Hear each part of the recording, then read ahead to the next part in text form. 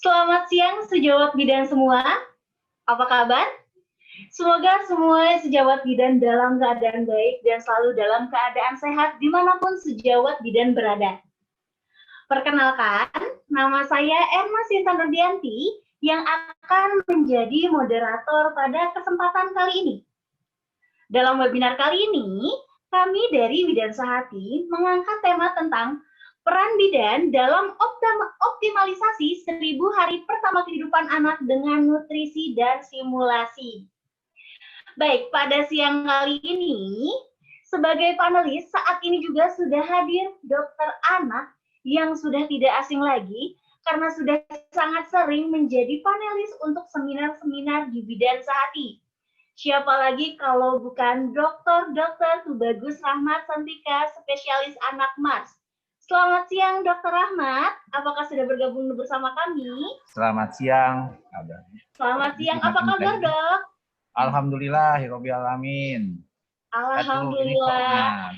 Baik, terima kasih ya dok telah menyempatkan diri untuk menjadi narasumber dalam webinar kali ini ya dok. Saya minta 1 menit aja sebentar. Baik dok, silakan. Baik, selain Dokter Rahmat, saya pakai background ini aja ya. Baik dok.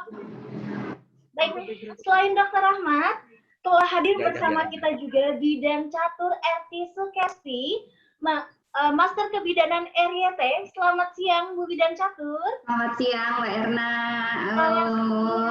Apa kabar Bu Catur? Baik, alhamdulillah sehat. Baik, senang sekali walaupun hanya berkumpul secara online, kita bisa kembali bertemu lagi ya, Bu Catur ya. Baik, sekali lagi kami juga ucapkan terima kasih kepada Bidan Catur sudah menjadi narasumber untuk webinar kali ini. Baik, para sejawat bidan semuanya, sebelum memulai acara, saya akan menjelaskan agenda webinar kali ini. Ya, webinar kali ini mengangkat tema tentang peran bidan dalam optimalisasi 1000 hari pertama kehidupan. Ya, yang pertama adalah pembukaan yang sedang saya laksanakan. Nah, lalu kegiatan akan dilanjutkan dengan narasumber kita yang pertama, yaitu Dr. Rahmat Santika, yaitu yang akan menjelaskan tentang nutrisi seimbang dalam 1000 hari pertama kehidupan. Setelah Dr. Rahmat memberikan materi, kita langsung akan masuk ke sesi tanya-jawab bersama Dr. Rahmat. Lalu akan langsung dilanjutkan dengan pemaparan dari Bidan Catur, yaitu tentang stimulasi tumbuh kembang bayi balita dalam 1000 hari pertama kehidupan. Setelah Bidan Catur memberikan materinya, lalu kita akan lanjutkan dengan diskusi dan ditutup dengan nanti ada kuis di akhir kegiatan kali ini. Ya, boleh lanjut. Boleh slide-share? Ya.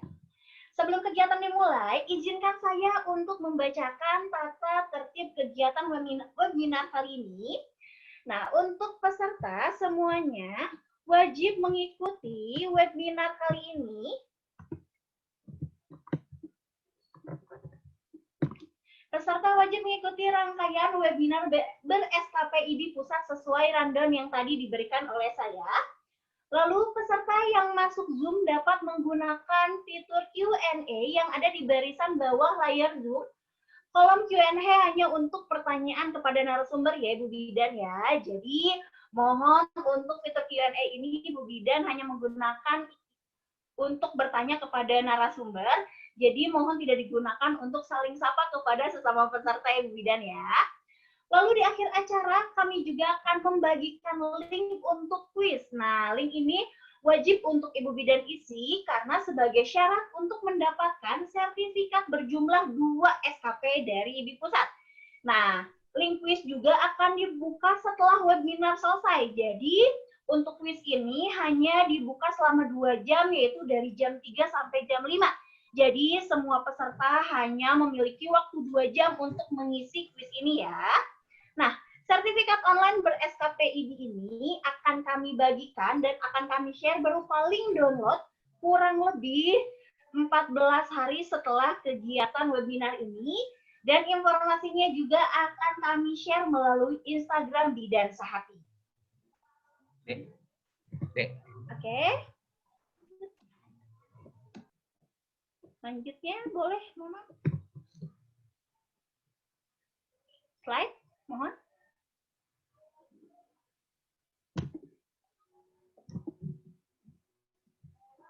Mohon maaf sebentar. Baik. Nah, kegiatan kali ini akan dilanjutkan dengan pemaparan materi yaitu oleh narasumber kita yang pertama yaitu Dr. Tubagus Rahmat Sentika, spesialis MARS. Dr. Rahmat, sebelum saya mempersilakan Dr. Rahmat, saya izin untuk membacakan dulu CV Dr. Rahmat ya, Dok ya. Silakan. Baik. Mohon boleh CV Dr. Rahmat.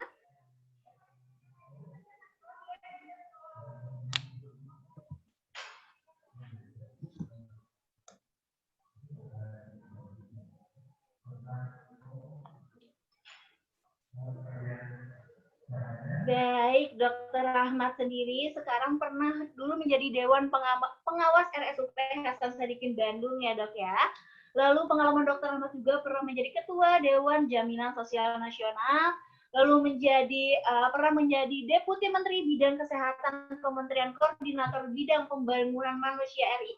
Nah, semua pengalaman yang saya sebutkan ini dari banyak pengalaman yang telah dijabat oleh Dr. Rahmat yang luar biasa sekali ya. Kalau saya sebutkan sepertinya pengalamannya tidak akan cukup selama kurang lebih 1 jam aja ya, karena Dr. Rahmat sudah sangat banyak pengalamannya. Baik, karena sepertinya sudah tidak sabar lagi mendengar materi Dr. Rahmat yang selalu luar biasa, saya persilakan kepada Dr. Rahmat untuk memulai materinya. Silakan, Dok. Baik, Assalamualaikum warahmatullahi wabarakatuh. Suara saya kedengar kah? Terdengar jelas, Dokter. Ya, itu di slide-nya yang pertama, tolong dicat.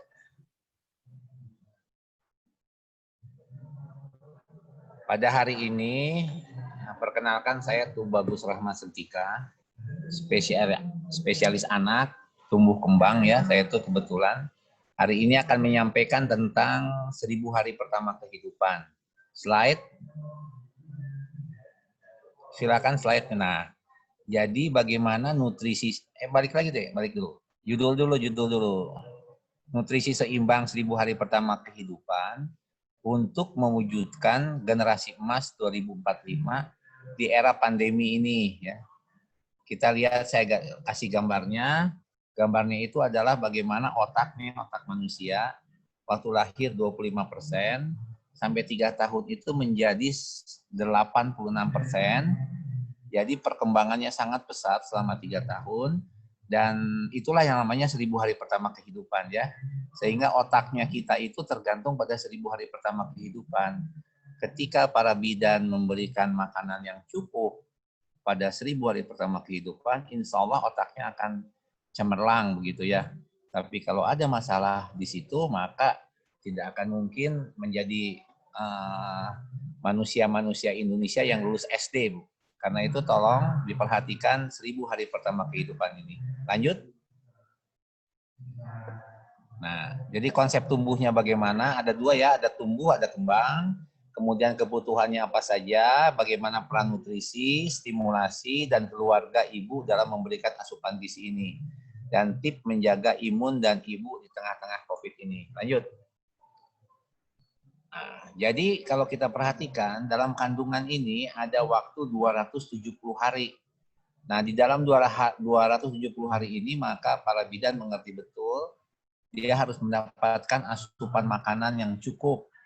Asupan makanan yang cukup ini terutama adalah asam folat dan tablet Fe juga, di samping protein-protein lainnya.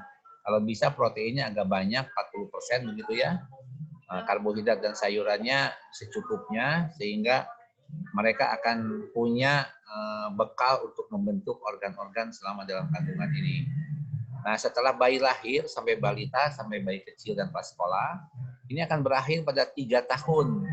Karena itu maka ini 730 hari sampai 2 tahun ini, 2-3 tahunnya, adalah masa keemasan yang harus kita perhatikan. Karena kalau sudah jadi anak remaja, dan ini tidak mungkin lagi otaknya digantikan. Sehingga kemampuan seseorang untuk pinter atau tidak pinter tergantung ibu bapaknya dan bidannya memperhatikan nutrisi pada anak-anak ini. Lanjut. Nah ini pembentukan otak ini ada 12 tahapan, dan yang terakhir setelah lahir ada 3 tahap. Satu, pembentukan mielin ya. Ini yang warnanya biru hijau ini adalah mielin, pembungkus dari saraf. Kedua, memperluas cabang-cabang, dan ketiga, memperkuat motor end plate. Nah inilah yang harus kita perhatikan, sehingga pada waktunya nanti akan ada motoris kasar, motoris halus, melihat, mendengar, dan sosial akan berkembang. Motoris kasar itu contohnya adalah ngangkat leher 3 bulan, duduk 6 bulan, berdiri 9 bulan, 1 tahun bisa jalan. Jadi dilakukan ngangkat leher 3 bulan, duduk 6 bulan, berdiri 9 bulan, 1 tahun bisa jalan. Nah harus diperhatikan itu semua supaya otaknya bisa berkembang dengan baik. Dan itu tentu saja memerlukan air susu ibu, makanan pendamping ASI, kemudian nutrisi-nutrisi seimbang lainnya. Lanjut. Nah, kemudian juga keluarga harus memperhatikan karena biasanya keluarganya sibuk, anak-anaknya dibiarkan saja main sehingga dia kekurangan makanan-makanan yang bisanya harus dimaklumkan. Apalagi sekarang zamannya pakai HP, pakai laptop, semuanya sibuk, bapaknya sibuk, ibunya sibuk, anaknya juga sibuk sekali ya. Coba diajarkan time screen itu jangan lebih dari 1 jam atau 2 jam ya. Apalagi anak 2 tahun ke bawah sebaiknya tidak diberikan. Nah, inilah peran-peran keluarga dalam memberikan stimulasi yang benar. Lanjut. Kenapa otak dan stimulasi ini penting? Karena pembentukan otak yang tadi saya sampaikan akan berkembang sampai umur 3 tahun ini harus mendapatkan optimalisasi dengan memberikan nutrisi dan stimulasi. Jadi tidak ada lagi yang bisa mencerdaskan otak manusia kecuali nutrisi pada 1000 hari pertama kehidupan dan memberikan stimulasi kasih sayang sehingga si anaknya bisa tumbuh dan berkembang dengan baik. Lanjut. Nah ini juga secara gambar begitu ya, otaknya akan berkembang dengan pesat. Setelah umur 3 tahun dia akan datar terus sampai sekarang kita nggak akan tambah enggak, walaupun kita sekarang saya berikan masukan tentang 1000 hari pertama kehidupan ini, otak yang mendengarkan saya tidak akan bertambah pintar, karena konsep pintarnya adalah bagaimana kapasitas otak kita bisa menerima rangsangan atau pengikat-pengikat atau ilmu-ilmu yang kita dapatkan. Lanjut. Nah, ini tergantung makanan ini. Tolong ini di sepertiga ya. Nah, sepertiganya itu sayuran buah-buahan, sepertiganya adalah karbohidrat, dan sepertiganya adalah protein. Tapi kalau ibu hamil, proteinnya 40%. Orang dewasa juga 40% lah, atau sedangkan karbohidratnya 25% aja. Sayuran buah-buahan orang dewasa sampai 40%. Proteinnya 25%. Atau 20%, atau diaturlah sepertiganya seperti ini ya. Lanjut. Nah, sekarang bagaimana susu-susu itu diberikan pada kita semua, yaitu air susu ibu. Tidak boleh pakai air susu lain ya, air susu sapi nggak boleh tuh. Pakai air susu ibu. Sebagusnya selama 6 bulan hanya ASI. Tidak boleh dikasih makanan apa. Tapi setelah 6 bulan sampai setahun, ASI-nya itu harus ditambahkan dengan makanan ASI, makanan pendamping ASI, MPASI ya, makanan agak setengah padat, bubur susu atau jus buah dan sebagainya. Baru dimakankan setelah umur 1 tahun diberi makan seperti orang biasa. Lanjut.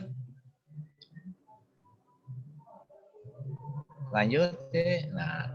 Ini anak ini umurnya 23 bulan. 23 bulan. Tapi beratnya 6 kilo. Ibu bidan tahu semua bahwa lahir itu antara 2.500 sampai 4 kilo. 2.500 sampai 4 kilo. Jadi rata-rata 3 kilo. Setahun itu 3 kali berat badan lahir. 9 kilo. Kalau 5-6 bulan, 2 kali berat badan lahir sama dengan 6 kilo. Nah, si anak ini walaupun umurnya sudah 2 tahun, hampir 2 tahun, 2-3 bulan, tapi beratnya sama dengan anak 6 bulan. Ini harus tolong kalau enggak nanti dia akan jadi goblok permanen dan dia jadi stunting, jadi pendek ya. Pendek itu perawakan pendek yang karena asupan gizi yang kurang selama 2 bulan sampai 2 tahun ya, sampai 2 tahun. Akibatnya maka akan jadi stunted ya. Ini. Lanjut.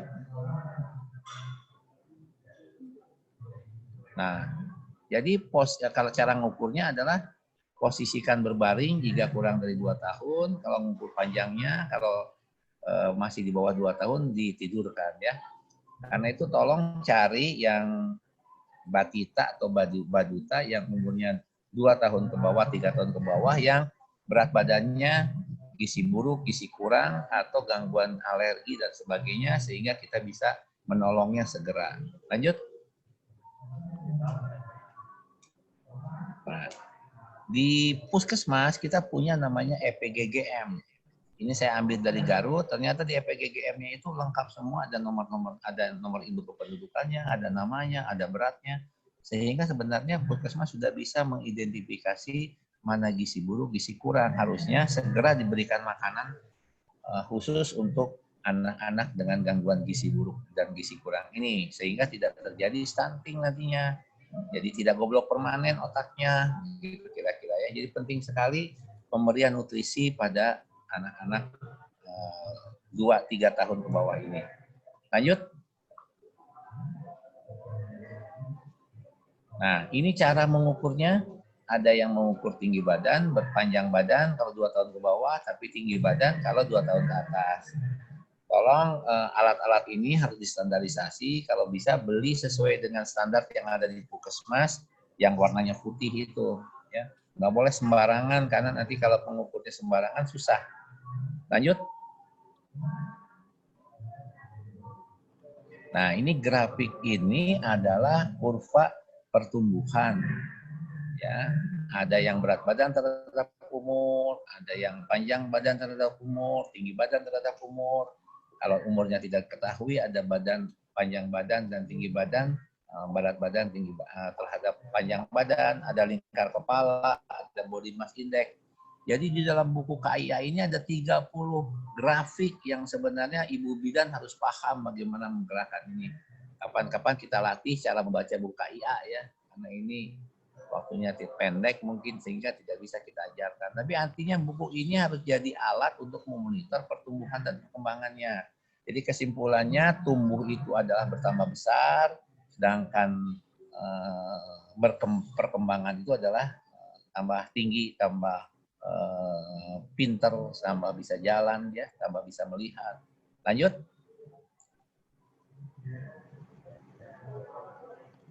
Nah, kalau sampai terjadi gangguan gizi yang gizi buruk, gizi kurang, sekarang Presiden sudah memerintahkan tolong cari itu yang anak-anak balita yang gizi buruk, gizi kurang ini, beri makan. Nah, ini melakukan dengan intervensi. Ini ada perintahnya lewat Menteri Kesehatan. Lanjut aja deh, lanjut. Ada pendekatan sensitif, ada pendekatan spesifik. Yang spesifik itu dari kesehatan ya. Di Permenkes 29 tahun 2019 menyatakan bahwa ketika ditemukan yang gangguan gizi, gizi kurang, gizi baik, dan apa satu lagi, gizi kurang, gizi baik, alergi susu sapi, itu segera dibawa ke puskesmas, diserahkan ke dokternya. Dokternya sudah diajarkan bagaimana cara menolongnya dengan memberikan minuman-minuman khusus, namanya PKMK, pangan khusus medis khusus, untuk memperbaiki ini sehingga dia tidak akan jatuh pada gizi buruk dan gizi kurang sehingga tidak terjadi stunting. Itu pengobatannya begitu. Lanjut. Nah, ini dalam program-program tadi yang spesifik tadi, ini ada 14 program. Salah satunya adalah tata laksana gangguan gizi, ada kelas ibu hamil, ada pemberian tablet FE dan asam folat. Ini semuanya harus diberikan pada sejak dalam kandungan sampai umur 3-4 tahun tadi. Lanjut. Nah, dalam masa pandemi ini kita diberikan petunjuk oleh Kementerian Kesehatan bagaimana cara mencegahnya. Misalnya kita karena tidak datang ke puskesmas, kita berikan yang namanya kunjungan rumah. diprioritaskan kepada kelompok-kelompok sasaran yang beresiko tinggi ya. Kemudian juga kunjungan rumah ini sebagusnya dilaksanakan dengan protokol kesehatan. Jadi jangan sampai mereka itu melakukan protokol kesehatan, tidak melakukan protokol kesehatan, itu tidak tahu di mana dia harus pakai masker, pakai baju cover, pakai topi dan sebagainya. Para bidan harus paham, kita kan tidak tahu bahwa di depan kita berhadapan dengan orang-orang yang sebenarnya kena COVID ya. Lanjut. Nah, ini juga sama pelayanan gizi, di sini ada diberikan tablet besi, asam folat, semuanya diberikan kepada para bidan oleh para bidan kepada ibu hamil yang datang berobat ke masing-masing bidan itu semua. Ya, tolong K1 sampai K berapa? K4 ya. Nah, sekarang saya kebetulan sedang rapat di Kementerian Kesehatan, katanya jadi K6 nanti tahun depan. Jadi kalau tahun depan ada K6, berarti kita siap-siap menerima tambahan dari BPJS tuh para ibu bidan ya. Lanjut. Nah, ini kalau ada kan ini semua nih makanan tambahan, ibu hamil, ada perempuan kek ya, kurang energi protein akan diberikan ini semua sehingga seluruhnya akan bisa kita berikan dengan baik. Lanjut.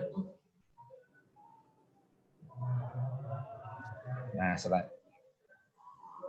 selanjutnya khusus untuk protokol kesehatan di posyandu, sebaiknya posyandu hanya dilakukan untuk 40% saja. Jadi kalau di posyandu biasanya 100, kita hanya boleh 40%-nya. Jangan terlalu banyak diberikan sampai 100% anak-anak dimasukin ke posyandu. Jadwal posyandunya harus diperbaiki. Lanjut. 40% ya. Nah, di desa sebenarnya sudah ada konvergensi stunting ya, di mana para kader desa, kemudian kita disebut kader pembangunan manusia di desa, itu diangkat oleh bupati wali kota, ditugasi untuk membantu bidang kesehatan di lapangan. Karena itu maka kalau bisa ini kader pembangunan manusianya adalah bidan-bidan atau perawat-perawat, sehingga sudah paham bagaimana ngurus persoalan kesehatan di desanya. Lumayan gajinya bisa 2,7 sampai 3 juta ya, sebenarnya gajinya besar. Dan bisa menggunakan anggaran dana desa yang 10% dari sekitar 1 sampai 3 miliar, berarti sekitar 100 sampai 300 juta untuk peruntukan kesehatan di desa. Nah, ini menjadi peluang kalau bidan desa bisa berperan sebagai kader pembangunan manusia di desa. Lanjut. Nah, ini langkah-langkahnya. Setiap tahun itu ada 2 kali musyawarah Renbang, kita nyusun kerangka acuan kegiatan untuk penanggulangan gangguan gizi di masing-masing desanya dengan anggaran dari dana desa. Lanjut. Nah, ini gambarnya. Jadi stunting ini adalah pendek disebabkan oleh asupan gizi yang tidak cukup selama 2 tahun dan sering sakit-sakitan, sering kena infeksi sehingga jatuh pada kondisi seperti ini dan tidak mungkin lulus SD. Kalau dia teriak, I'm stunting, itu artinya tolong kami segera karena sebentar lagi kami akan jatuh ke dalam gangguan gizi dan gizi buruk sehingga kami akan tidak lulus SD, kira-kira gitu. Mohon diperhatikan. Lanjut. Nah, ini gambar-gambarnya saya kumpulkan di puskesmas yang ada. Ternyata mengerikan ya. Satu puskesmas rata-rata ada 30, ada 100. Kemarin kami ketemu sekitar 230. Sekarang di Sumba Barat Daya katanya ada 360 orang. Satu desa. Bukan satu desa, satu posyandu lah, satu puskesmas seperti ini. Jadi tolong para bidan ini mengambil peran yang lebih aktif sehingga kalau ada masalah-masalah gini tolong ditangani oleh para bidan, jangan sampai jatuh seperti ini kan tidak mungkin diperbaiki dan akan menjadi gangguan gizi. Lanjut. Ini juga sama, ibu bidan di ahli gizi di puskesmas. Ini buku petunjuknya warnanya orange. Ya. Lanjut terus. Nah, ini ada tulisannya Permenkes 29 tahun 2009, bila petugas gizi di posyandu menemukan gangguan gizi, segera berikan PKMK, pangan khusus medis khusus, yaitu kalau susunya itu protein maka dibentuknya asam amino, kalau susunya karbohidrat bentuknya glukosa. Jadi kita minum langsung yang bisa jadi daging, yaitu asam amino, glukosa, mikrovitamin dan lainnya. Mikrovitamin ya. Lanjut. Nah, ini adalah mereka-mereka yang harus kita rujuk ke rumah sakit, yang gagal tumbuh, yang BBLR, yang prematur, yang gangguan gizi, alergi, ya, yang TBC, yang gangguan metabolik, semua harus dikirimkan ke rumah sakit. Lanjut, namanya dirujuk. Nah, akhirnya kami ucapkan terima kasih. Biasanya saya nyatetin nomor HP-nya. Kalau memang para bidan mau berkonsultasi, silahkan aja 0811 0811 831 838. Demikian bidan Ema yang bisa kami sampaikan. Terima kasih. Kami buka pertanyaan-pertanyaan.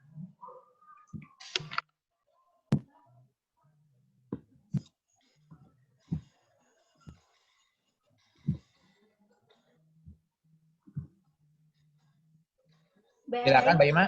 Dokter Ahmad. Baik, Dokter Ahmad, terima kasih banyak. Baik, Dokter Ahmad, terima kasih banyak atas pemaparannya, Dok. Menarik sekali ya, Dok, dan saya yakin nih banyak sekali ilmu baru yang diperoleh sejawat bidan dimanapun berada dari pemaparan Dokter Ahmad tadi. Nah, baik, sebelum kita buka untuk tanya jawab, saya ingin ingatkan kepada para peserta bahwa link Q&A hanya digunakan untuk bertanya jika kepada narasumber, bertanya kepada narasumber. Mohon untuk tidak absen di Q&A. Nah, untuk link absensi sendiri tidak ada, nanti akan dilihat dari quiz yang akan kami bagikan di akhir sesi untuk syarat para peserta mendapatkan 2 SKP dari IDI Pusat ya. Jadi kami harapkan untuk fitur Q&A hanya digunakan untuk bertanya kepada narasumber. Maka kali ini saya persilahkan para bidan dan seluruh peserta yang hadir di sini, jika ingin ada yang bertanya kepada Dokter Ahmad, saya buka sesi 1 untuk 3 pertanyaan pertama yang ingin bertanya pada Dokter Ahmad dipersilahkan. Sebentar, Dok, saya lihat dulu, cek. Baik. Dokter Ahmad, sudah ada pertanyaan pertama, Dok. Ya. Yang pertama, dari Bidan Novi Tresnawati. Dok, saya ingin bertanya, Dok. Nah, Bidan Novi ini dari Bekasi ya, Dok ya. Yang pertanyaannya adalah, apabila, Dok, ada bayi yang tidak mengkonsumsi ASI selama 1000 hari pertama kehidupan, hanya mengkonsumsi susu formula, apakah pertumbuhan otak bayi maksimal? Sedangkan di komposisi sufor banyak sekali vitamin-vitamin. Seperti itu, Dok. Jadi silakan Dokter Ahmad, boleh langsung dijawab, Dok, pertanyaannya. Ya. Jadi intinya bidan Novita di Bekasi, kita tahu bahwa air susu ibu untuk anak ibu. Air susunya Novita buat anaknya Novita. Kalau air susu sapi buat anak sapi.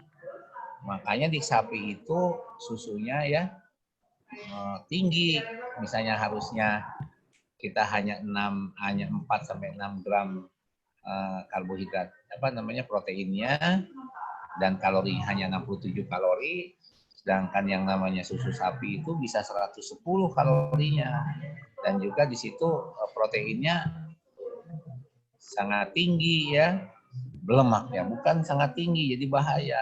Karena itu ada yang namanya diumnize supaya cocok dengan dengan bayinya, tetapi itu sebagai last resort, sebagai pilihan terakhir. Kalau bisa berikan dulu air susu ibu, berikan air susu ibu, kan ada lagunya. Aku anak sehat, tubuhku kuat, karena ibuku rajin dan cermat. Semasa aku bayi selalu diberi apa? ASI, makanan bergizi dan imunisasi. Nah, jadi tolong itu semua kalau ditanya bagaimana menyehatkan anak, ikuti saja semua pesan-pesan yang ada di Aku Anak Sehat. Nah, jadi ASI-nya jangan digantikan, sayang. Novita jangan ya. Lanjut. Baik, Dok. Ya, jadi mungkin saya ulas sedikit. Jadi mau bagaimanapun ASI tetap terbaik ya dok, walaupun di susu formula sudah sangat banyak ya dok, kandungan vitamin-vitamin ada susu formula, tapi belum mengalahkan dari ASI sendiri ya dok ya. Baik, pertanyaan selanjutnya dari Bidan Mahdina. Saya mau bertanya dok, anak saya usia 23 bulan, dok. Sekarang lagi malas sekali untuk makan. Apakah ada alternatif lain agar anak saya bisa tetap terpenuhi gizinya nih, dok? Mungkin permasalahannya bukan hanya pada Ibu Mahdina, tapi juga pada banyak sekali ibu-ibu ya, dok, ya, yang mengalami masalah ini, di mana anaknya sering sekali untuk mogok makan atau malas makan. Mungkin dari Dokter Rahmat nih, adakah cara alternatif agar walaupun malas makan tapi gizinya tetap terpenuhi nih dok? Jadi yang pertama adalah sekarang anaknya ini beratnya berapa, tingginya berapa, tolong dilihat di kurvanya. Kalau sudah anaknya bagus ya, nggak di bawah min 2 SD, nggak kurus, jangan takut nggak makan, biarin aja, nggak makan juga nggak apa-apa. Itu maunya ibunya aja ngasih makan terus, karena anaknya itu nanti dia menyesuaikan. Kalau dia lapar pasti makan lah, nggak mungkin ya. Nah, dunia anak, dunia main. Jadi waktu ngasih makan, tolong dimainkan, yaitu misalnya naik kapal-kapalan ya. Si nasinya atau makanan itu dibikin gunung-gunungan, bikin ke sendoknya di ngeong, buka mulutnya, bes gitu. Jadi dunianya main ya. Tolong diajak main aja, nggak usah harus di meja ya. Nah, tapi tolong sesuai dengan umur ya itunya. Lihat di buku KIA yang baru sekarang, wah lengkap sekali itu. Ya. Buku-bukunya, menunya juga ada semua di situ. Jadi tolong disesuaikan dengan umurnya. Tolong disesuaikan dengan berat badan dan tinggi badannya. Jangan membayangkan sesuatu dengan karena nggak makan. Kalau nggak makannya setahun ya iya, tapi kalau pasti lapar, ada laparnya lah ya. Nah, tinggal dimainkan oleh para ibu-ibunya adalah cara yang bermain dengan anak. Lanjut. Kasih es krim, gendut. Nggak akan kekurangan energi. Ada lagi? Baik, terima kasih banyak dok. Jadi alternatif lainnya kita bisa sambil bawa main ya dok ya, anaknya biar anaknya juga senang ya dok ya. Ya. Baik dok, mungkin satu pertanyaan lagi untuk sesi kali ini. Pertanyaannya adalah dari Bidan Erna, juga namanya sama dengan saya ya dok ya, dengan Bidan Erna Kusrini. Selamat siang dokter, saya ingin bertanya, ada seorang balita di mana KMS-nya di bawah garis hijau dok. Ternyata dari orang tuanya pun memang kecil-kecil semua dokter. Apakah ini termasuk gizi buruk ya dok? Apakah itu mempengaruhi dari orang tuanya dok? Seperti itu dok. Jadi kalau yang namanya gizi buruk di KMS itu di buku KIA adanya di bawah garis merah min 3 SD, berat badan terhadap umur. Jadi saya nggak bisa memperkirakan ini gizi buruk gizi kurang, harusnya umurnya berapa, beratnya berapa, tingginya berapa, waktu lahir ada gangguan tidak. Nah itu menjadi persoalan-persoalan yang harusnya diberesin. Jelas ya?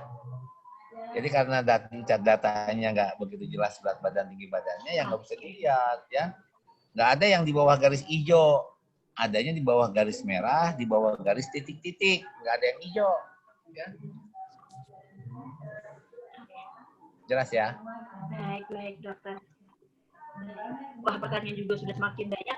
Baik ibu-ibu, silakan untuk yang bertanya menyampaikan pertanyaannya lewat Q&A. Sesi pertama sudah ada 3 pertanyaan yang ingin dijawab. Nah, saya lanjut ke 3 pertanyaan selanjutnya.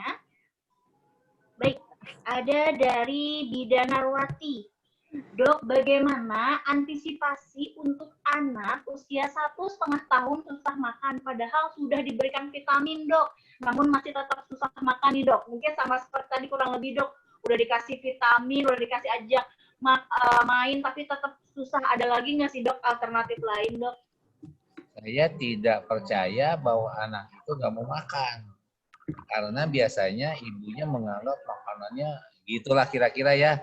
Nah, yang penting bukan itu, yang penting berat badan terhadap umur, tinggi badan terhadap berat badan, tinggi badan terhadap umurnya sesuai dengan normal dengan kurva normalnya. Tolong ya itu terpahami dulu. Karena kalau kita tenggelamkan dengan makanan dikasih segala macam malah tambah gemuk, tambah bahaya. Ya, si tubuh kita itu, tubuh manusia itu menyesuaikan diri dengan berbagai tempat seperti itu, gitu ya. Jelaskah? Baik, dok. Baik, dok. Oke, dok. Lalu tadi ini pertanyaan juga yang menarik, dok, tentang stunting nih, dok. Dok, apakah stunting setelah usia 2 tahun? Apakah stunting setelah usia 2 tahun sudah lewat 1000 HPK sama sekali tidak bisa diperbaiki ya, dok ya? Kalau sudah lewat 2 tahun atau 3 tahun lah, nggak bisa diperbaiki ya. Jadi kuntet nantinya dipendek terus. Nah, kalau masih di bawah 3 tahun, 2 tahun, insya Allah masih bisa diperbaiki 40-50%. Jelas ya? Oke, baik, dok. Makanya kenapa ya, dok ya, optimalisasi 1000 hari pertama kehidupan yang tadi disampaikan dokter penting ya, dok ya. Baik. Baik, karena banyak sekali pertanyaannya juga, namun karena ini sudah ada pertanyaan sesi kedua, cuma 1 pertanyaan lagi yang bisa saya tanyakan kepada Dokter Rahmat. Terima kasih yang telah bertanya. Pertanyaan selanjutnya, dok. Mohon maaf, saya cari dulu yang kira-kira tadi.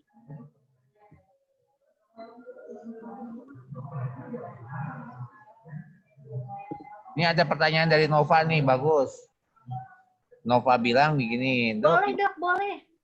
Dok, di masyarakat katanya pertumbuhan gigi, ngomong, dan sebagainya sering terlambat, itu gimana? Tadi saya tidak tuntas mengajarkannya. Tolong dihafalin, Pancasila ada 5, perkembangan ada 5. Jadi Pancasila dengan perkembangan sama 5. Ya, apa? Perkembangannya ada 5 tuh apa saja? Motoris kasar, motoris halus, melihat, mendengar, sama sosial.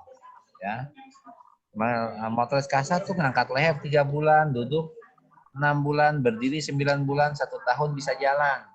Jadi kalau ada anak 15 bulan tidak bisa jalan, nah itu berarti ketinggalan. Nah, melihat kapan? 4 bulan dalam kandungan. 4 bulan setelah lahir. Tapi kalau mendengar 6 bulan dalam kandungan sudah bisa mendengar ya. Nah, sekarang gigi kapan? Gigi berarti gigi itu gigi jalan sama ngomong barengan. Karena itu 15 bulan sampai 24 bulan. Kalau giginya muncul di setahun, jalannya di setahun 2 bulan, ngomongnya kadang-kadang 15 bulan. Jadi mana aja yang lebih dulu? Biasanya ngomong dulu, giginya terlambat, jalannya terlambat. Tapi ada yang jalan lari hebat, ngomongnya terlambat, giginya lebih cepat. Jadi itu tiga komponen itu memang begitu gitu ya.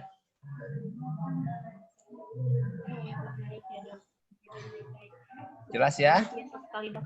Nah, mungkin dokter jelas sekali, dok. Mungkin sebagai penutup nih, dok, sebagai penutup karena ini juga sedang wabah COVID ya, dok ya. Pertanyaannya yang terakhir, dok. Dok, apabila ibu dengan positif COVID, dok, apakah ASI tetap dilanjutkan dan boleh langsung diberikan skin to skin, dok, atau dipompa terlebih dahulu baru diberikan nih, dok? Ibu yang melahirkan dengan positif COVID, dok. Jadi yang pertama, menurut WHO tidak ada bukti bahwa COVID ditularkan lewat ASI. Tetapi ibunya COVID, berarti ludahnya kan dengan bayinya di dekat. Jadi walaupun dia tidak lewat ASI, dia mulutnya ngomong, nah, Boleh aja asal ibunya di masker, ibunya pakai apalagi kaca gitu ya. Nah, susah. Lebih bagus dipompa saja, dimasukin ke botol, kasihin ke anaknya. Ya, itu pesannya.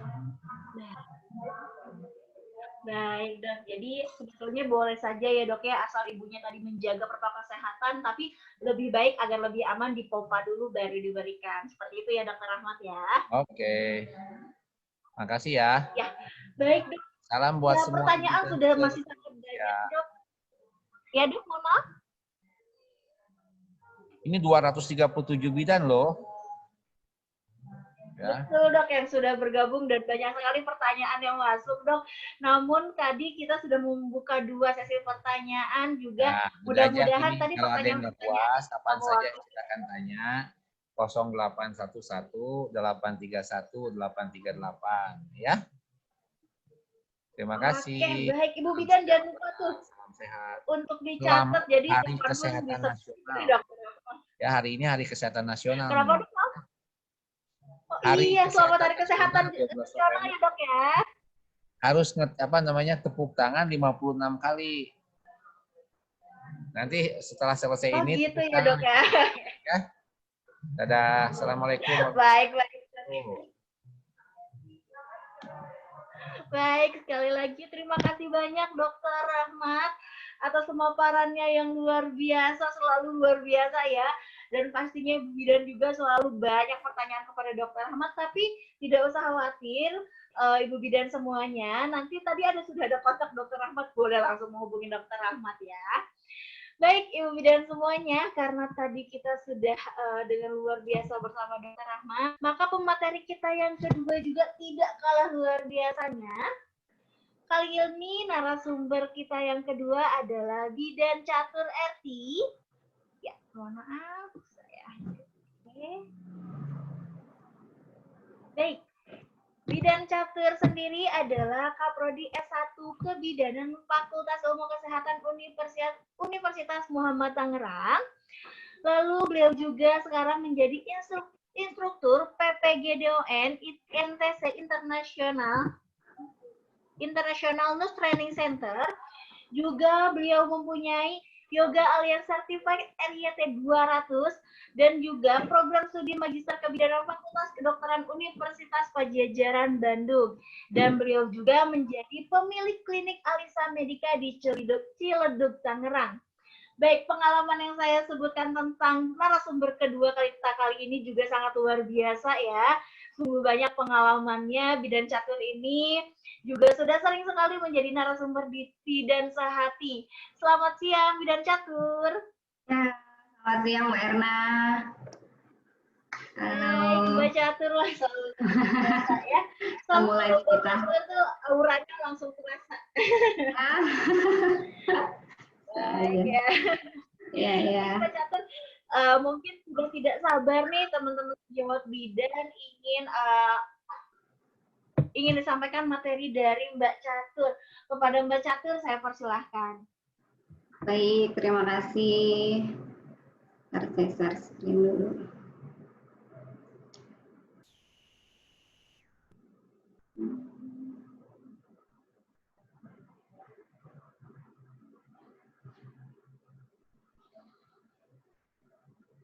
Baik, terima kasih Mbak Erna yang sudah memoderatori seminar hari ini. Selamat siang para sejawat bidan semua. Selamat Hari Kesehatan Nasional untuk tenaga kesehatan yang ada di Indonesia pastinya.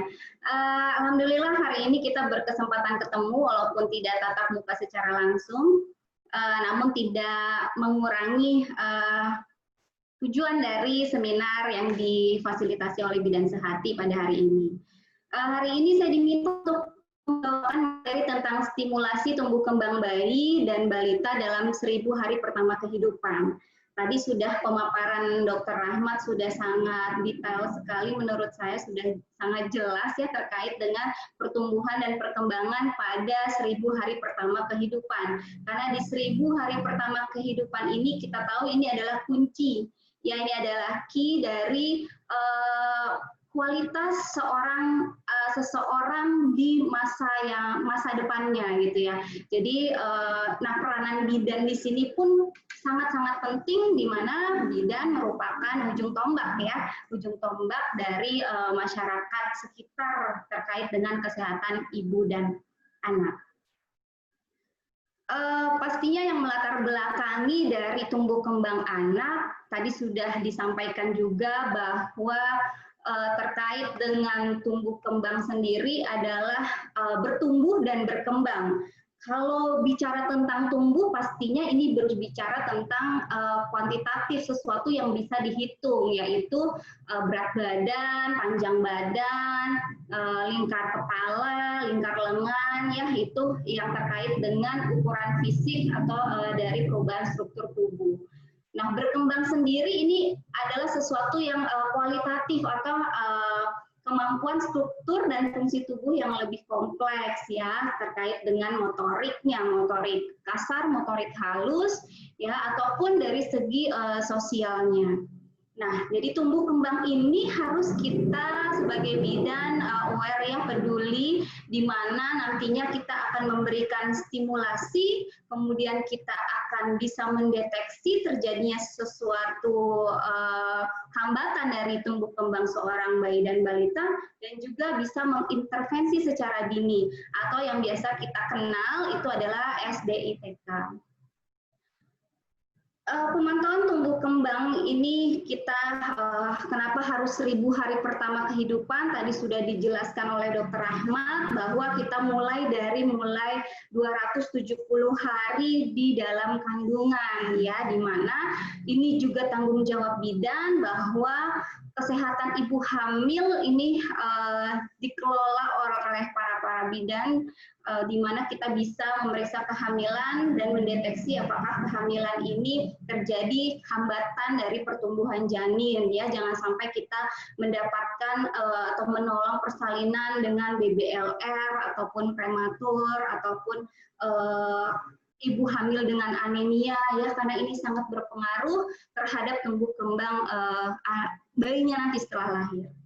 Dan juga setelah melahirkan itu di 730 hari ya, sampai dengan usia 2-3 tahun atau golden period yang kita kenal ya, itu juga kita harus memantau pertumbuhan dan perkembangan seorang bayi ataupun balita.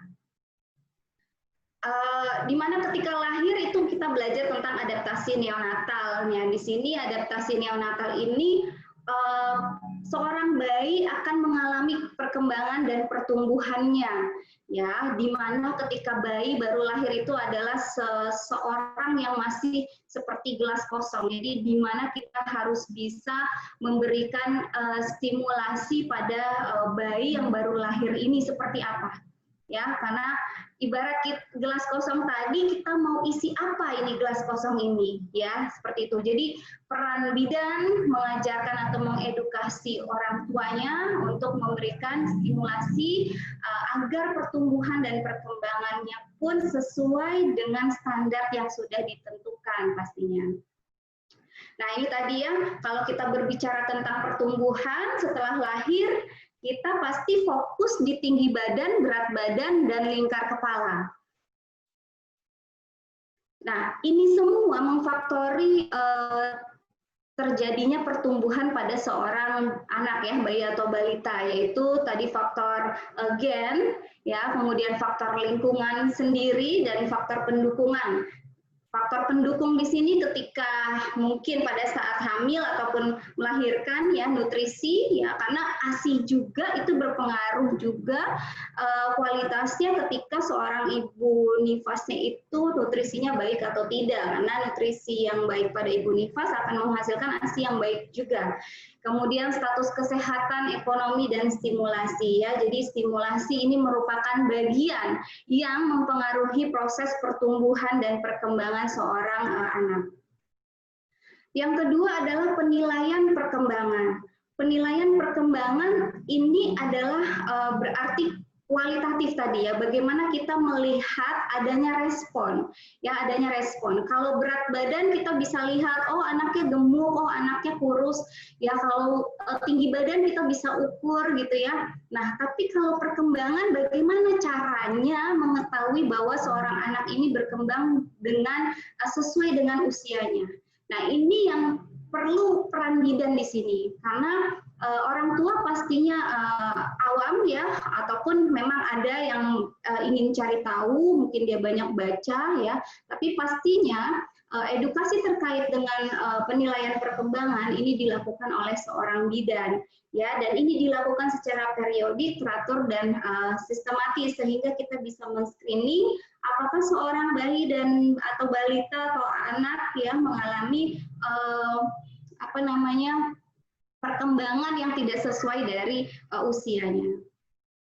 Nah, ini pengukuran perkembangan dapat dilakukan dengan pengukuran secara langsung. Ya, biasanya itu dilakukan oleh para kader di Posyandu. Namun, bila kita merupakan bidan yang memang melakukan pelayanan, maka ini pun harus dilakukan.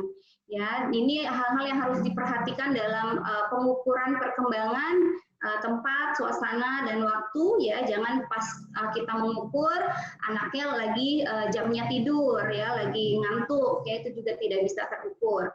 Ya, kemudian kondisi anaknya pastikan dia sedang sehat, kemudian pendekatan kita sebagai pengukur perkembangan anak tersebut dan pengasuhan pada orang tua. Pemantauan tumbuh kembang adalah suatu kegiatan untuk menemukan secara dini adanya penyimpangan.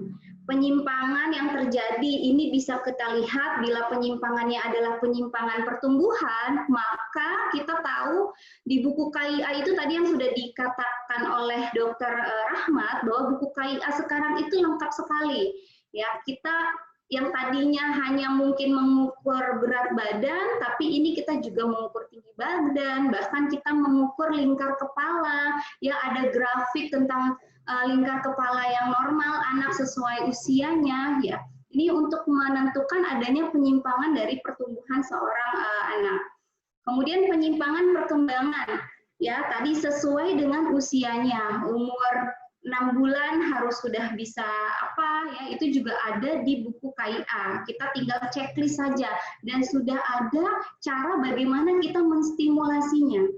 Ya, seperti itu. Nah, apakah nanti penyimpangannya apakah terlambat bicara, terlambat jalan ya, namun tadi sudah dijelaskan dengan cukup jelas oleh dokter ya. Kemudian penyimpangan mental, emosional anak. Nah, ini juga bisa di screening apakah anak ini terlalu hiperaktif ya, atau mungkin ada gangguan konsentrasi, itu pun terlihat. Ya, ini semua kita nilai dengan paling mudah sekali, dan ini kita punya semua adalah buku KIA atau buku PING ya yang kita kenal. Jadwal pemantauan yang sudah dibuat ya standar dari SD TK itu adalah 0 sampai 1 tahun itu 1 bulan sekali.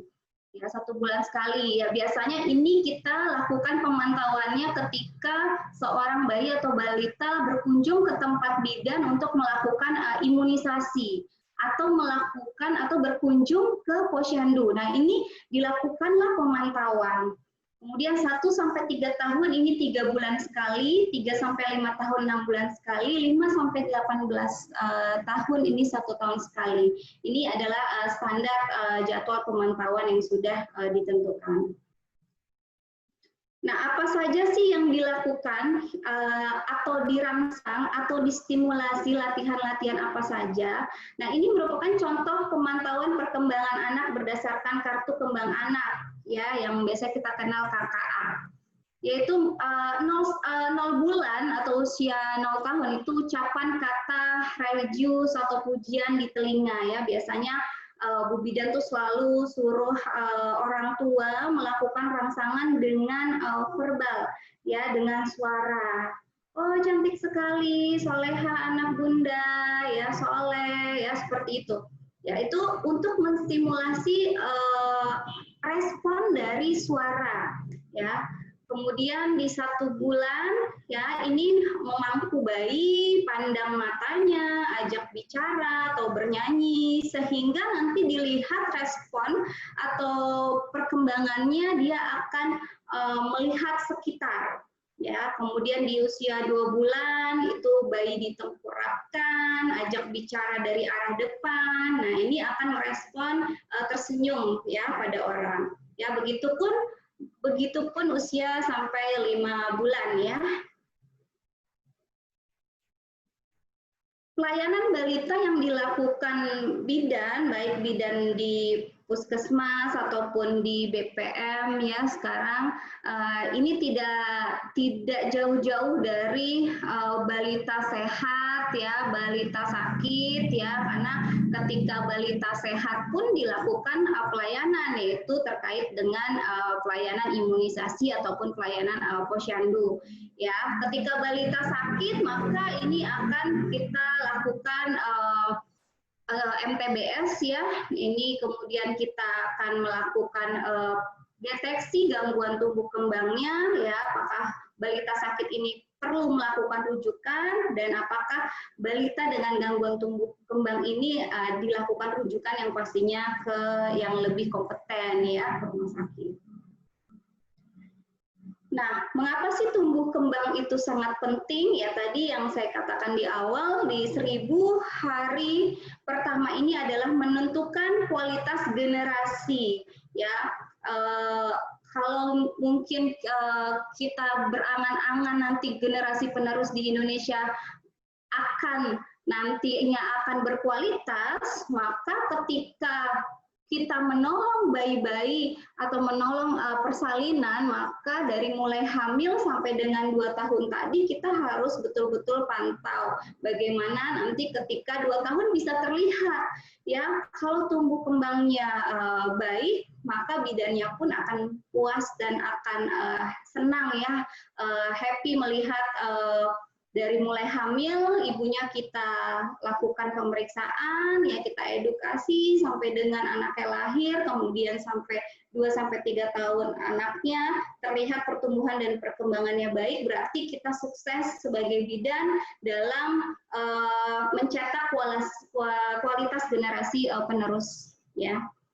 Nah, sesuai dengan hak anak juga, maka kenapa dibilang tumbuh kembang itu penting ya.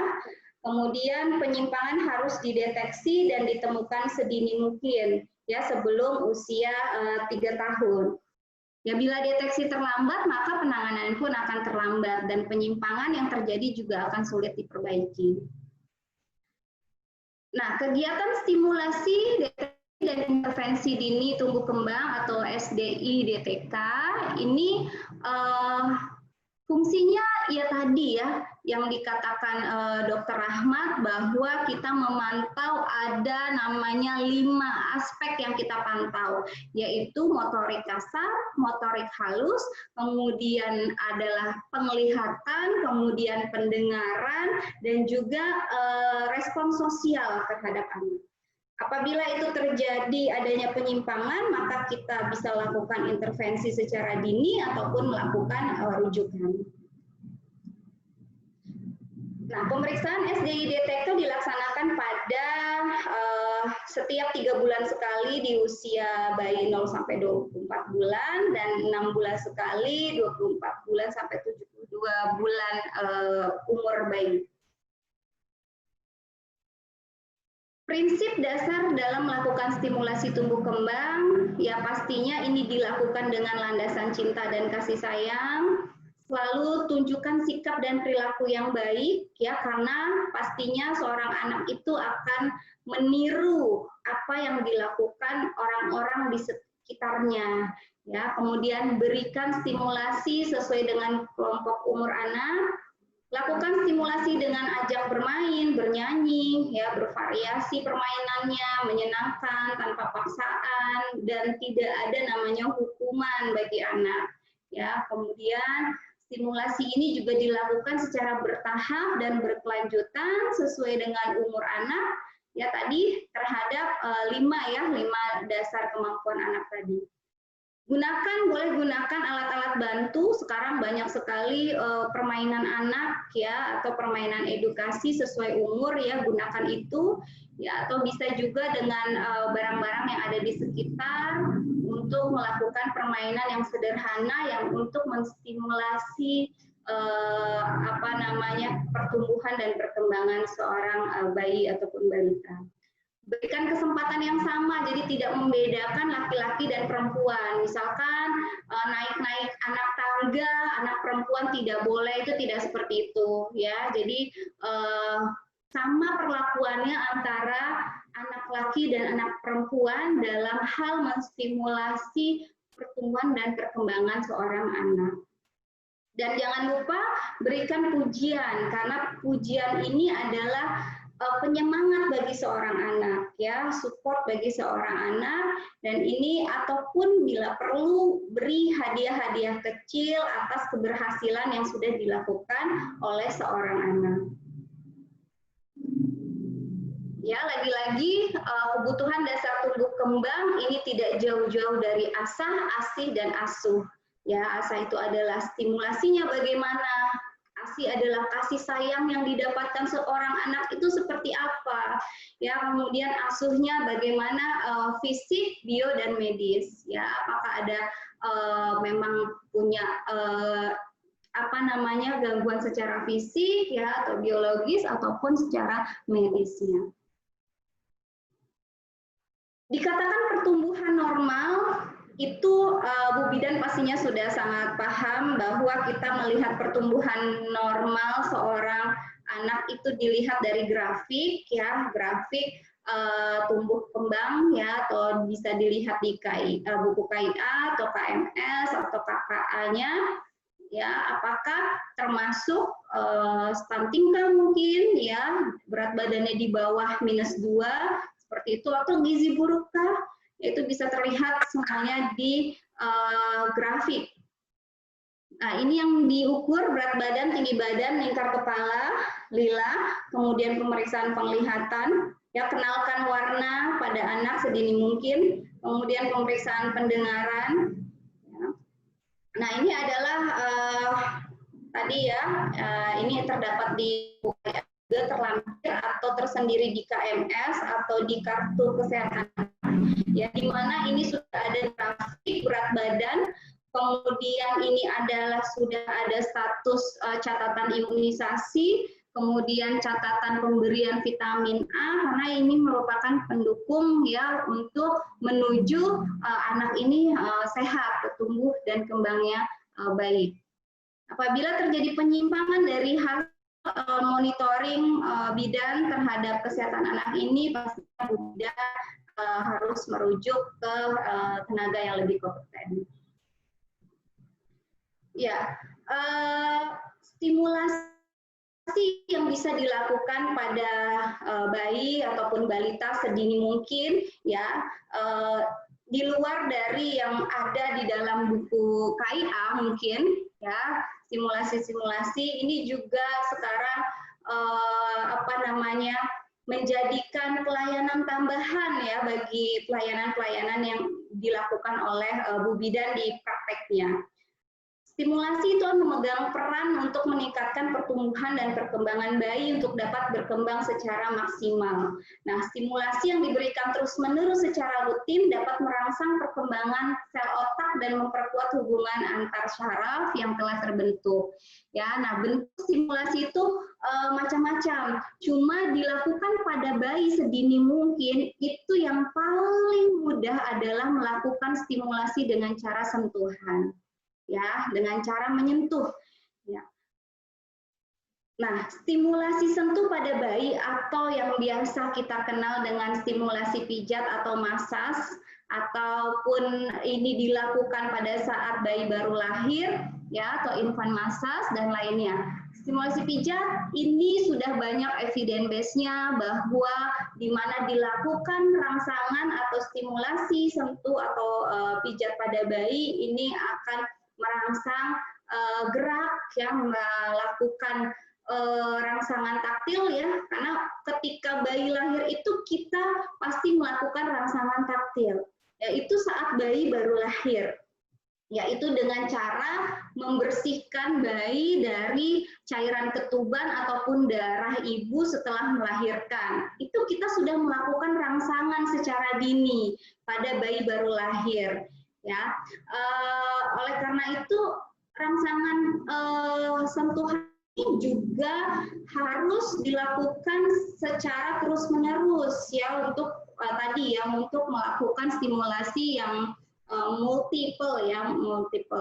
Nah, tujuan dari stimulasi pijat ini adalah untuk mengoptimalkan pertumbuhan dan perkembangan bayi dengan memberikan stimulasi raba, gerak, dan kombinasi stimulasi lainnya seperti auditori, ya gunakan musik, ya kemudian gunakan stimulasi visual juga dengan memperlihatkan sesuatu yang cerah atau berwarna pada seorang bayi ketika dilakukan terapi sentuh ini. Ya, stimulasi pijat harus dilakukan dengan suasana yang menyenangkan dan nyaman karena kuncinya stimulasi dengan cara pijat ini untuk merangsang hormon pertumbuhan ya, bukan hormon stres pada bayi. Jadi ketika melakukan pijatan pada bayi itu bayinya jangan sampai menangis. Nah, ini bisa dilakukan pada bayi baru lahir.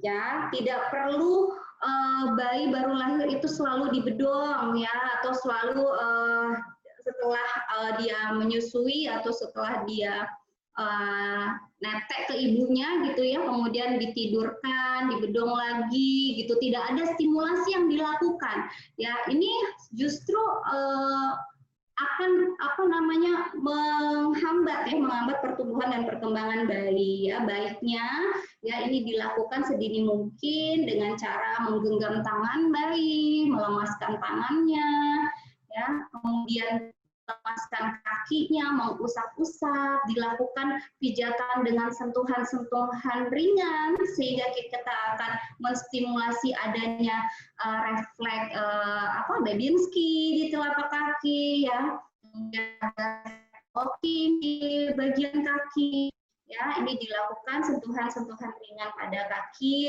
bayi baru lahir. Kemudian pijatan-pijatan ringan, sentuhan ringan di telapak kaki ya, kemudian usap-usap di area perut ya. Jika tali pusarnya sudah sembuh, pijatan lembut di perut dan membantu pencernaan dan masalah pada perut ya. Ingat, ini juga dilakukan setelah tali pusarnya puput ya. Kemudian lakukan mengusap ya, stimulasi sentuh ini di area punggung. Nah, posisi ini itu biasa ibu lakukan saat selesai menyusui ya, dengan cara menyendawakan bayi dengan posisi seperti ini. Nah, ini lakukanlah sentuhan dan stimulasi secara verbal juga dilakukan dengan memberikan pujian, dengan memberikan afirmasi kepada seorang bayi sehingga merangsang juga pendengarannya ya, seperti itu. Ya, terapi ini terus dilakukan bukan hanya pada bayi baru lahir, tapi terus dilakukan setiap harinya mungkin oleh orang tua, ataupun 1 bulan sekali oleh bidannya, ataupun sebulan 2 kali oleh bidannya. Seperti itu ya, lebih kepada secara step by step dalam melakukan sentuhan pijat pada bayi ini. Ya, kebersamaan dan saling bersentuhan secara fisik dan emosi. Dengan kita menyentuh itu ada transfer energi, di mana Bu Bidan yang mempunyai energi yang luar biasa, energi positif atau aura yang luar biasa. Ketika menyentuh seorang bayi, ini akan mengalir sentuhannya, ya, sehingga pun akan membawa bayi ini terstimulasi, ya, sehingga hormon pertumbuhan pada bayi pun akan keluar, ya, gitu. Nah, ini juga dilakukan, ini yang dilakukan oleh bidan-bidan sekarang cukup sangat membantu mendekatkan bidan ya kepada bayi-bayi ataupun anak saat ini. Ya, karena Bu Bidan itu bukan hanya ngurusin ibu hamil kan, jadi juga mengurusi kesehatan seorang anak ya, dari mulai dia lahir sampai anak ya. Oke, ini mekanismenya mungkin ini sudah banyak sekali evidence base-nya, sudah tidak diragukan lagi, dan ini juga diajarkan oleh di apa namanya di institusi pendidikan ya, di mana ini diajarkan sebagai suatu asuhan kebidanan pada bayi dan balita ataupun anak ya. Ini hormon-hormon yang mempengaruhi pertumbuhan ini akan keluar ketika dilakukan terapi sentuh. Oke, ini manfaat secara biokimia, fisik, fisiologis dan psikologis ya, banyak sekali. Dan ini dilakukan bila ibu bidan yang melakukannya pasti melakukannya step by step ya, dari mulai kaki tangan ya sampai dengan wajah.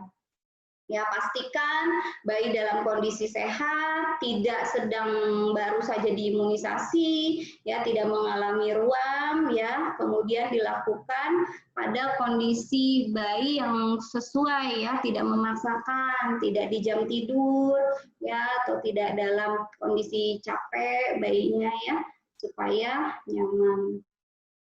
Oke, ini berbagai penelitian yang dilakukan terkait dengan terapi pijat atau sentuh. Atau ketika sudah umur 4 bulan, ini juga bisa dilakukan terapi air ya, atau hidroterapi pada bayi, atau yang biasa kita kenal dengan spa pada bayi. Oke, ini manfaatnya banyak sekali ya, mungkin sudah sangat-sangat dipahami oleh Bu Bidan ya, membantu pola tidur baik, meningkatkan fleksibilitas, mengatur status perilakunya, ini terkait dengan sosialnya ya, motorik halusnya. Oke, itu saja mungkin yang bisa saya paparkan terkait dengan materi stimulasi pada bayi ataupun balita di 1000 hari pertama kehidupan. Saya kembalikan lagi ke moderator, Mbak Erna. Baik, terima kasih banyak Bidan Catur, pemaparan yang sangat luar biasa dan menarik sekali ya, karena menjadi penting juga nih bagaimana bidan berperan sebagai peran kita sebagai bidan ya dalam bagaimana sih menstimulasi tumbuh kembang anak. Baik Mbak Catur, rupanya sudah ada beberapa pertanyaan yang masuk bersama kami. Saya izin untuk langsung bertanya, boleh ya Bidan Catur ya? Silakan, silakan. Oke, baik. Yang pertama, pertanyaan dari Bidan Imai Kartika Sari. Pertanyaannya adalah, pada usia berapa bayi dapat dilakukan stimulasi pijat untuk stimulasi otak? Dan pada bagian apa kita dapat melakukan pijat tersebut? Seperti itu Bidan Catur, apakah sudah jelas? Ya, sudah jelas. Baik, terima kasih pertanyaannya, cukup bagus sekali ya. Seperti yang sudah tadi saya paparkan bahwa terapi pijat ini bisa dilakukan pada saat bayi baru lahir ya, setelah tali pusatnya puput. Ya. Ini merangsang otak ini adalah otak itu kan mengkoordinasi semua bagian ya, gerak. Kemudian tadi yang 5 aspek tadi ya, gimana fisik, motorik kasar, motorik halus, penglihatan, kemudian pendengaran dan juga sosial. Ya, rangkaian-rangkaian pijat yang dilakukan pada bayi itu merangsang hormon tadi. Ya, hormon ini kan dikeluarkan oleh otak.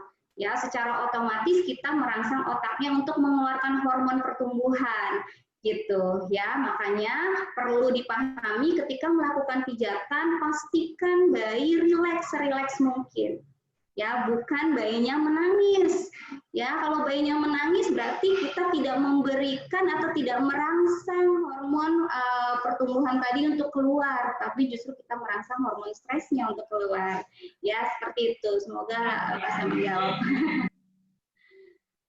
Oke, baik. Nah, Bidan Catur, pertanyaan selanjutnya hampir mirip dengan pertanyaan yang barusan. Kalau tadi di usia berapa sih bayi bisa dipijat? Kalau untuk bayi sendiri, nah apakah bisa dilakukan itu saat usia berapa sih? Dan Catur, apakah sama saat dari mulai lahir juga sudah bisa dipijat? Atau ada usia tertentu jika untuk dilakukan spa bayi ini, Bidan Catur? Ya, banyak teori yang mengatakan ya, banyak sih berbagai referensi gitu ya. Kalau referensi yang paling dini sekali dilakukan spa, karena spa itu kan rangkaian dari pijat, senam, dan swimming atau berenang. Itu bisa dilakukan di 2 bulan. Ya, namun kalau kita melihat di 2 bulan itu bayi itu belum kuat secara otot leher, ya, sehingga ada lagi referensi yang mengatakan bahwa akan dilakukan di usia 4 bulan. Nah, kalau kita lihat di grafik tumbuh kembang di tahap-tahap perkembangan bayi balita itu di 4 bulan itu dia sudah bisa mengangkat kepalanya sendiri. Nah, ya, jadi sangat baik dilakukan dimulai usia 4 bulan.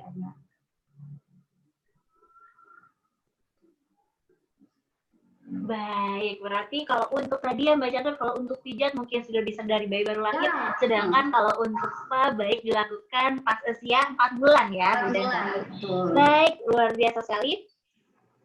Oke, saya lanjutkan pertanyaan selanjutnya Bidan Catur. Pertanyaannya adalah, apabila dalam perkembangan anak melewati satu fase, misalkan tidak melewati fase merangkak, tapi langsung berdiri atau berjalan, apakah ada hubungan pada karakter atau tumbuh kembang di masa yang akan datang, Bidan Catur? Jadi suka banyak ya bidan-bidan atau misalkan pasiennya suka bertanya kepada Bu Bidan, gimana nih Bu Bidan, kalau anak saya kok nggak merangkak, apakah nanti nggak apa-apa nih langsung jalan? Seperti itu Bidan Catur, Ya. silahkan dijawab. Iya, jadi di buku KIA itu sudah jelas, sudah dikasih tahu cara lagi bagaimana cara menstimulasi perkembangan dari si bayi. Jadi tahap-tahap tadi usahakan tidak terlewat. Kalau memang dia harus merangkak dulu, berarti harus merangkak. Kenapa demikian? Karena ada penelitian yang mengatakan merangkak itu melatih keseimbangan antara tubuh kanan dan kiri, menguatkan tangan, ya, kemudian keseimbangan dari bayi, ya, seperti itu. Jadi memang merangkak itu kalau kita lihat, kita baca lagi referensinya, memang ada fungsinya merangkak itu, dan ini secara alami memang pertumbuhan bayi ternyata tidak langsung jalan, gitu kan. Secara alami ini pertumbuhan ini datang ya dengan sendirinya gitu ya. Mungkin ini memang sudah sesuai dengan teori ternyata bahwa dia harus merangkak dulu gitu, sehingga otot tubuh ya, kemudian keseimbangan ya, kemudian ya balancingnya kanan dan kiri, motorik halus dan kasarnya itu akan mulai terangsang nanti pada saat dia sudah mulai berdiri ataupun jalan, dia sudah gampang melakukan geraknya itu gitu ya. Jadi memang ini harusnya justru itu, makanya peran kita sebagai bidan itu memberitahu bahwa kadang ibu-ibu kan lebih suka nih, oh kalau anak saya langsung jalan nggak merangkak gitu, dengan bangganya berkata seperti itu. Padahal kalau kita lihat lagi di step by step tahap pertumbuhan atau perkembangan di anak itu harusnya dia harus merangkak dulu. Itu ada step yang kurang. Nah, kalaupun terlambat, ini harus diajarkan. Misalkan anaknya sudah bisa jalan, gitu ya, tapi dia tidak merangkak. Nah, ini diajarkan bagaimana si anak ini bisa merangkak seperti itu. Ya, diajarkan. Walaupun dia pasti bisa, gitu. Ya, seperti itu. Semoga terjawab. Baik, Bidan Catur nih tadi juga ada poin yang paling penting ya, kita sebagai bidan juga jangan lupa ya untuk menjalankan peran kita nih Bidan Catur, betul ya, untuk mengingatkan lagi ke pasien-pasien ya. Jadi jangan sampai tadi teori wah pada senang langsung berjalan ya, padahal ada tahapan yang harus dilalui ya. Terima kasih Bidan Catur, semoga tadi dari bidan yang bertanya juga sudah dapat menjawab dengan baik. Saya lanjut pertanyaan selanjutnya Bidan Catur.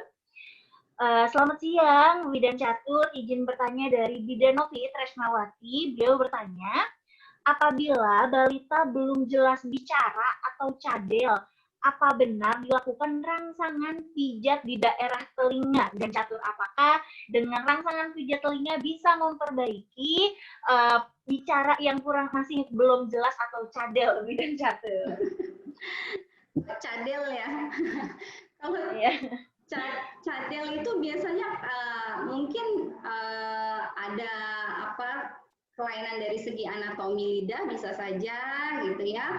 Namun pada intinya untuk merangsang bagaimana seorang anak itu bisa berbicara atau mengatakan sesuatu dengan jelas, nah itu dari lingkungan sekitar. Ya, berarti orang tuanya juga pun harus berbicara yang jelas.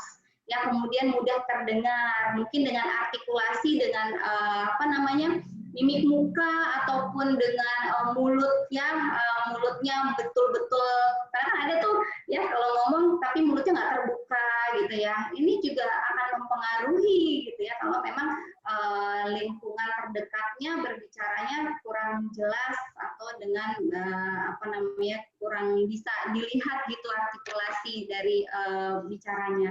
Nah, padahal pijat bayi kan kita melakukan juga tadi rangsangan secara verbal dengan mengajak berbicara, dengan membunyikan sesuatu atau memasang musik ya yang menggembirakan pada bayi ya, itu juga merangsang stimulasi bicara pada anak ya. Kalau misalkan bagian mana sih yang dipijat gitu ya, bagian mana yang dilakukan terapi sentuhan gitu ya, pastinya mungkin ada beberapa titik itu kalau kita lihat titik tubuh itu banyak terhubung di area telapak kaki ya. Di telapak kaki dengan kita melakukan pijatan di telapak kaki itu akan menekan titik-titik tubuh yang tersambung dengan indera ya, indera pendengaran ya, indera penciuman ya, indera penglihatan gitu. Ya, makanya step by step dari pijatan itu dilakukan dengan baik oleh Bu Bidan, ya, dari mulai ujung kaki sampai dengan wajah.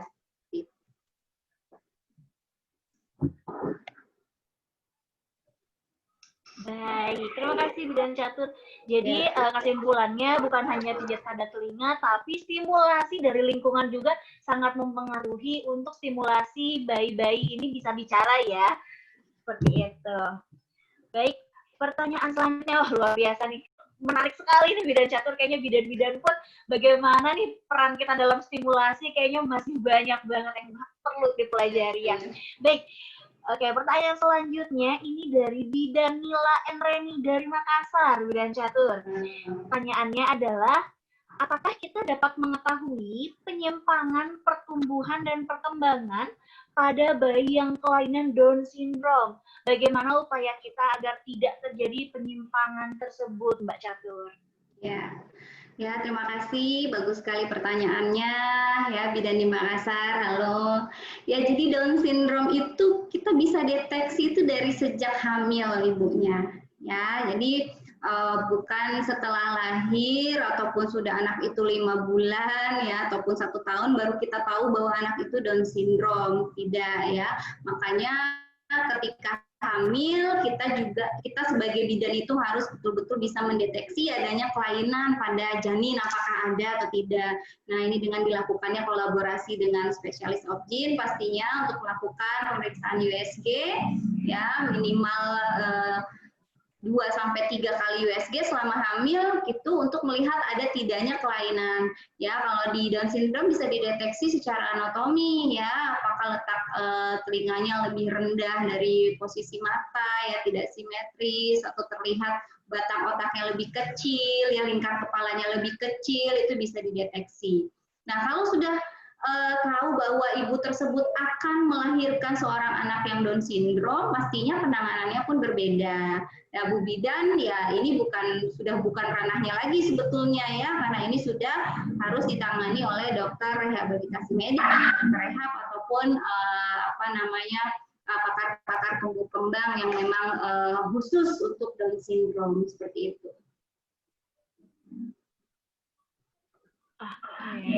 Baik, Bidan Catur. Semoga tadi sangat menjawab pertanyaannya. Nah, lanjutkan dari pertanyaan selanjutnya, Bidan Catur.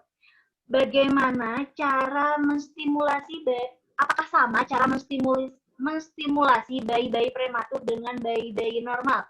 Ini pertanyaan dari Bidan Wiwit Anggraeni. Jadi apakah sama Bidan Catur cara kita menstimulasi bayi yang normal dengan bayi prematur? Iya.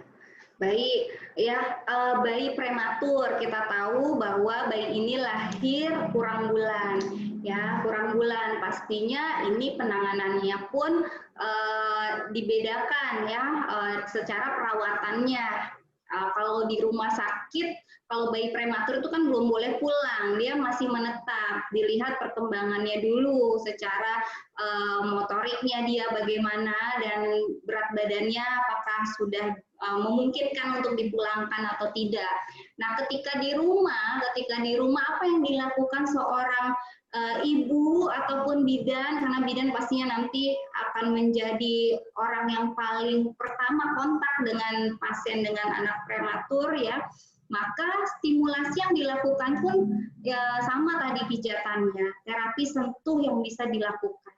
Ingat yang harus dijaga adalah kehangatan bayi, karena di mana bayi prematur ini berat badannya pastinya rendah ya, tidak banyak lemak di tubuhnya, sehingga pada saat pemijatan pada bayi prematur ini perhatikan lingkungan ya, suhu ruangan ya, jangan sampai kita ketika pijat bayinya biru hipotermi ya, seperti itu. Nah, dengan menyentuh tangan kita, tangan kita itu pastikan kita sudah mengusap-ngusap dulu sehingga keluar kalor, keluar panas dalam tubuh ya si kitanya, bidannya atau ibunya, sehingga baru kita sentuhkan di bayi prematur. Dan memijatnya ini dengan cara hanya mengusap-usap saja, mengelus-elus saja, nggak ada tekanan apapun gitu ya, karena ini bukan untuk tetapi untuk menstimulasi. Jadi stimulasi dengan cara meraba ya, stimulasi sentuh, hanya mengusap-usap bagian, tapi bagian demi bagian tidak terlewatkan, dari mulai telapak kaki sampai dengan area wajah itu dilakukan sama seperti bayi yang lainnya, namun ritme ataupun sentuhannya saja yang berbeda.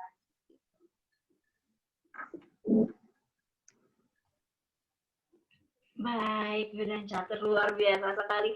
Mudah-mudahan tadi sudah sangat menjawab pertanyaan dari Bidan Wiwik Anggraini ya, bagaimana kita memperlakukan atau menstimulasi bayi yang prematur dan yang normal. Baik, nah kalau yang tadi bagaimana perbedaan bayi prematur dengan bayi yang normal, simulasinya Bidan Catur. Nah, jika yang lahir secara SC, apakah berpengaruh juga pada perkembangannya, Bu Bidan? Apakah ada perbedaan dari perkembangan yang lahir SC dan normal nih, Bu Bidan? Oke, lahir SC dan normal ya, sama-sama perjuangannya tuh sama juga sebetulnya. Ya, cuma kita tahu proses kelahiran normal itu proses demi proses itu dilewati oleh seorang ibu ataupun si janin ketika berada pada proses atau fase persalinan ya, di mana dimulai dari penurunan kepalanya, dari mulai HOTS ya, HOTS by HOTS tadi ya, sampai dengan lahir, kemudian di mana si janin juga merasakan adanya kontraksi yang dirasakan ya ketika pada proses persalinan ya. Ini secara mental dirasakan gitu. Ketika bayi dengan sesar, apalagi sesarnya mungkin terencana, maka bayi ini dipaksa untuk keluar ya, secara tidak langsung kita berkata seperti itu karena bayi tidak mengikuti proses demi proses, tahap demi tahap persalinan seperti itu. Nah, banyak kejadian ya, banyak data terkait dengan persalinan kelahiran dengan sesar di mana bayi keluar ya, tiba-tiba keluar dari perut ibu gitu, itu AS-nya juga ada yang Asgar skornya itu rendah gitu. Nah, berarti kan ini sudah menunjukkan bahwa si bayi juga siap dan tidak siap untuk lahir sebetulnya, seperti itu ya. Jadi ya pesan saya ataupun mungkin para bidan di sana ya pertahankanlah untuk kita mengedukasi untuk persalinan normal supaya persalinan normal itu dapat dirasakan oleh semua ibu karena pasti efeknya berbeda ya bagi seorang janin juga. Ya, di mana pada janin yang dengan proses persalinan normal dia mengikuti prosesnya, kalau untuk yang sesar dia langsung dilahirkan ya. Kalau kita bilang ya bayinya kaget gitu tiba-tiba lahir gitu ya. Nah ini akan ada respon secara psikologis bayinya AS-nya turun ya, seperti itu. Seperti itu mungkin evidence base-nya nanti kita cari sama-sama, ada nggak sih memang efeknya pada dewasa nanti gitu ya antara bayi yang lahir secara normal ataupun secara SC. Namun filosofinya seperti itu. Baik, Bidan Catur luar biasa sekali ya. Betul satu kata Bidan Catur tadi ya, bersalin normal maupun SC sama-sama ibunya berjuang ya. Jadi tetap kita peran bidan juga mengingatkan kepada para pasien kita yang bagaimanapun cara persalinannya itu sama-sama perjuangannya luar biasa.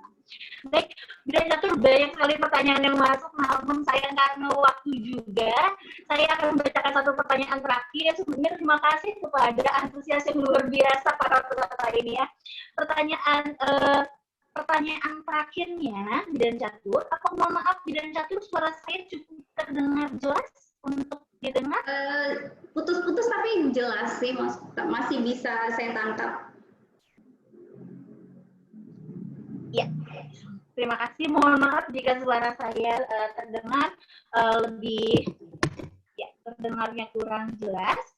Baik, pertanyaannya yang terakhir adalah dari Ibu Laila Nur. Pertanyaannya, Bu, bagaimana pendapat Bidan Catur dalam pemberian MPASI dengan makanan fortifikasi karena mengingat nutrisinya lebih lengkap? Apakah ada side effect untuk jangka panjang ke depannya untuk pemberian MPASI dengan menggunakan makanan fortifikasi ya, Mbak Catur? Lalu yang kedua nih Mbak Catur, mungkin boleh langsung sekalian ya Mbak Catur ya. Bagaimana memberikan stimulasi pijat pada anak usia 8 bulan karena pada usia ini bayi sudah sangat aktif sehingga agak susah atau ada penolakan dalam melakukan pemijatan.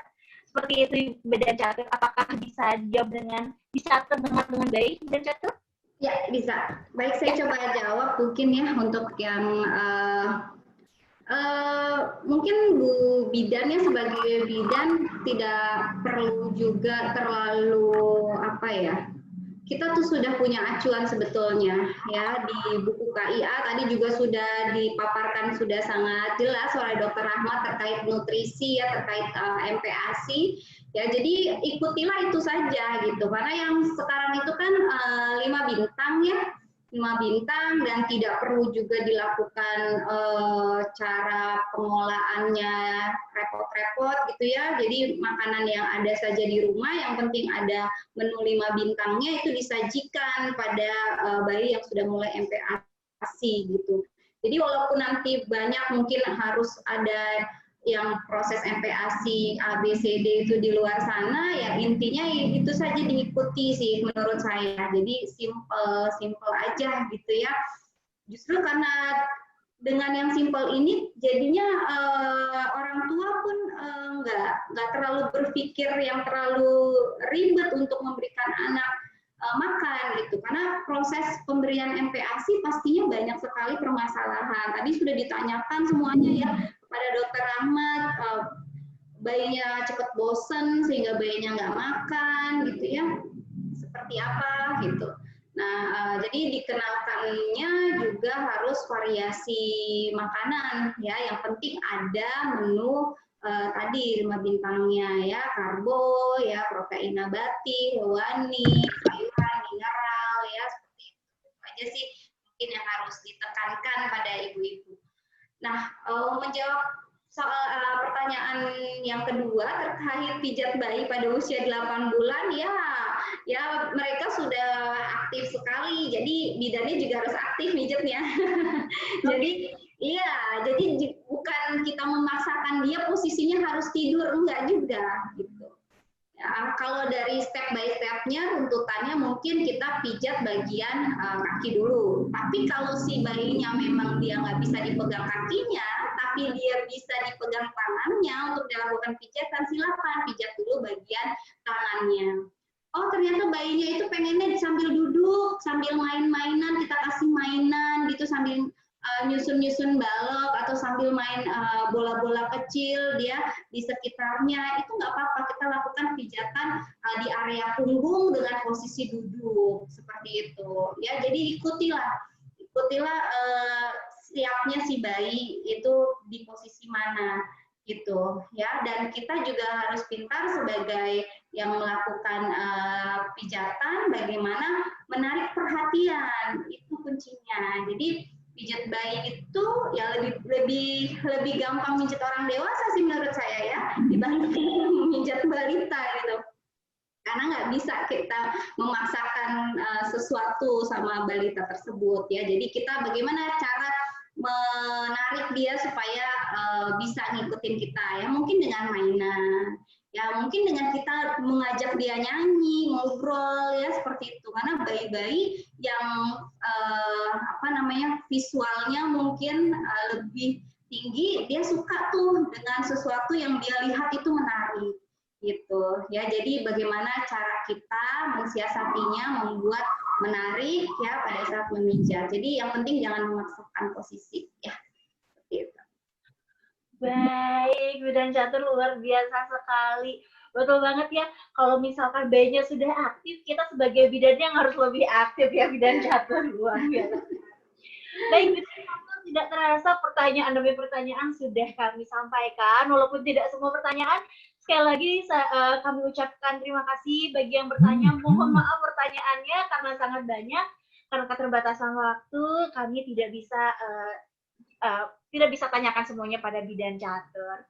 Baik, sekali lagi sebelum saya tutup kegiatan kali ini, sebelumnya saya ucapkan terima kasih banyak kepada Bidan Catur atas kehadirannya kali ini. Mungkin kesimpulan yang dapat saya sampaikan adalah bahwa pentingnya stimulasi kepada bayi ini sangat penting dilakukan karena bisa menjadi stimulasi ini penting sekali untuk para ibu bidan lakukan ya, agar generasi kita lebih menjadi unggul. Jadi ibu-ibu semua yang ada dimanapun berada, jangan lupa untuk selalu mengupgrade ilmunya agar kita juga bisa membuat generasi kita lebih unggul. Baik, Bidan Catur, mungkin ada yang ingin disampaikan atau ada yang ingin pesan atau tips buat para bidan-bidan di luar sana sebelum mengakhiri kegiatan kali ini? Iya, mungkin pesannya tetap kita lebih lebih peduli lagi terhadap ibu dan anak ya, karena ada beberapa ya poin-poin yang lupa gitu ya. Kadang kalau kita praktek itu suka lupa apa aja sih yang harusnya sebagai tugas kita terlewat. Ya panduan kita ini buku KIA. Ya, jadi ini udah direvisi sampai dengan 2000 cetakan kedua tahun 2020 cetakan terbarunya ya, itu dan sudah sangat lengkap sekali ini pegangan kita di pelayanan. Ya, ini sudah mencakup ibu dan anak. Mungkin ini harus terisi penuh oleh bu bidannya gitu, sehingga kita bisa mendeteksi apabila memang terjadi adanya penyimpangan pertumbuhan dan perkembangan bagi seorang balita atau anak. Itu saja mungkin Mbak Erna, terima kasih Mbak Erna, terima kasih juga para peserta seminar hari ini.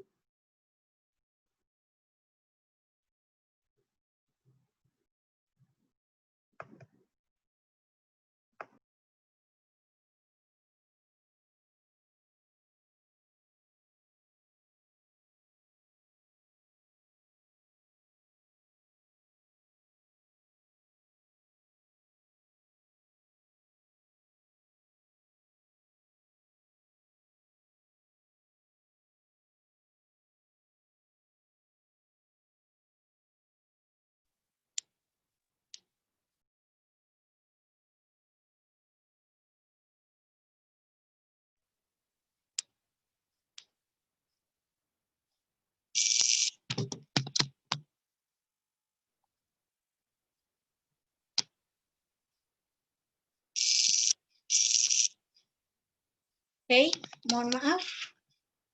Ya, Mohon maaf sekali atas kendala teknis yang terjadi. Sebelumnya saya ucapkan terima kasih sekali lagi kepada Bidan Catur yang telah hadir pada kegiatan kali ini dan telah memberikan materi yang sangat luar biasa pada kita pada webinar kali ini. Sekali lagi saya ucapkan terima kasih kepada para panelis kita. Tadi yang pertama ada Dr. Rahmat Antika dan juga kepada Bidan Catur. Semoga informasi dan ilmu-ilmu baru ini dapat bermanfaat untuk sejawat bidan semuanya. Baik, Ibu bidan semuanya, karena ini adalah webinar ber-SKP, maka seluruh peserta wajib untuk mengisi link kuis yang ada di layar Ibu bidan semuanya. Silahkan Ibu bidan bisa foto, bisa tulis, silahkan dipoto atau ditulis link kuis ini, karena link kuis ini akan dibuka nanti jam 3 tepat dan hanya dibuka selama 2 jam. Jadi Ibu bidan jika ingin mendapatkan 2 SKP ini, Ibu bidan harus langsung mengikuti link kuis ini yang hanya dibuka 2 jam ya. Jadi nanti jika sudah berhasil mengikuti ini, kami akan memberikan informasi selanjutnya pada media sosial Bidan Sehati, yaitu ada di Facebook dan Instagram. Jadi siapa Ibu bidan yang belum follow atau belum berteman atau belum memfollow di Instagram Bidan Sehati, Ibu bidan dapat langsung menghubungi ke tim Bidan Sehati atau juga nanti dapat informasinya di sosial Bidan Sehati di Instagram dan Facebooknya ya, Ibu bidan semuanya. Baik, sekali lagi saya ucapkan terima kasih kepada seluruh panelis kita, juga terima kasih kepada para bidan dan sejawat bidan yang telah hadir dalam kegiatan kita kali ini. Tidak terasa sudah 2 jam kebersamaan kita ya, dengan disuguhi materi-materi yang luar biasa. Semoga materi yang pertama, baik materi yang kedua juga bisa bermanfaat, juga Ibu bidan dapat mengamalkannya kepada pasien-pasien Ibu bidan di rumah. Seperti itu ya. Baik Ibu bidan semuanya, karena tadi semua rangkaian demi rangkaian sudah kita lakukan, dari mulai pembukaan sampai tadi kita sudah melakukan ada link kuis yang harus Ibu bidan isi, maka saya atas nama tim Bidan Sehati mohon maaf jika banyak kendala selama webinar kali ini. Sekali lagi kami ucapkan terima kasih dan mohon maaf jika ada kata-kata atau perbuatan dalam webinar ini yang kurang berkenan di para peserta semua yang hadir di sini. Saya ucapkan terima kasih sekali lagi. Semoga seluruh sejawat bidan semuanya sehat selalu. Sampai jumpa di webinar-webinar Bidan Sehati selanjutnya. Selalu ikuti kami, kegiatan-kegiatan kami di sosial media kami, di Instagram dan Facebook kami di @bidansehati. Jangan lupa untuk follow Instagram @bidansehatinya Ibu bidan semuanya ya. Sehat selalu Ibu bidan dimanapun berada. Wabillahi taufiq wal hidayah. Assalamualaikum warahmatullahi wabarakatuh. Salam sejahtera untuk kita semua. Terima kasih semuanya.